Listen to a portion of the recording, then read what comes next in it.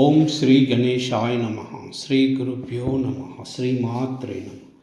శ్రీ లలిత పంచరత్న స్తోత్రం బై ఆదిశంకరాచార్య. ప్రాతః స్మరామి లలితా వదనారవిందం బింబాదరం మృదులమౌక్తికశోభినాసం ఆకర్ణదీర్ఘనయనం మణికుండలాఢ్యాం మందస్మితం మృదుమదోజ్వలపాలదేశం ప్రాతర్భజామి లలితా భుజకల్పవల్లీం రత్నాంగుళీయలసదంగుళిపల్లవాఢ్యాం మాణిక్యహేమవలయాంగదశోభమానాం పుండ్రేక్షు చాపాకుసుమేషు సృనిర్దదానం ప్రాతర్నమామి లలితా చరణారవిందం భక్తేష్టదాననిరతం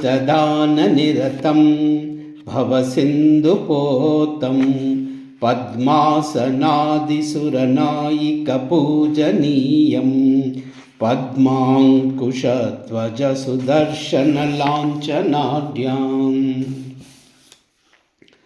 ప్రాతః స్తుతే పరశివాం లలితాం భవానీం త్రయ్యంతవేద్యవిభవాం కరుణానవద్యాం విశ్వస్య సృష్టివిలయ స్థితిహేతుభూతాం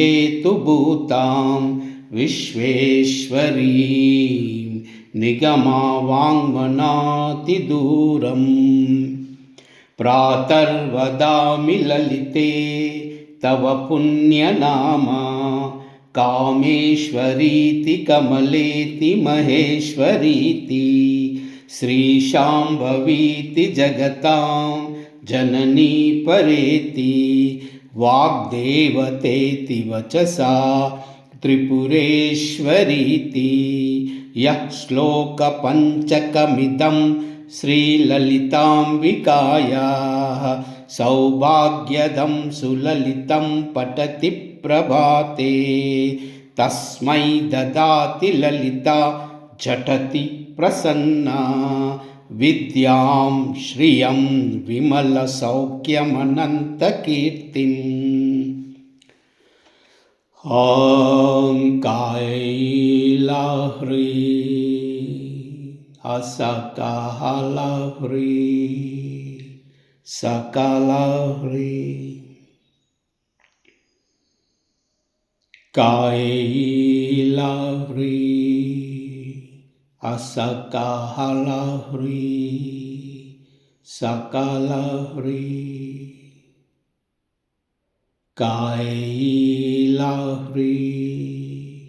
అసకాలహ్రీ సకలహ్రీ. సర్వమంగళ.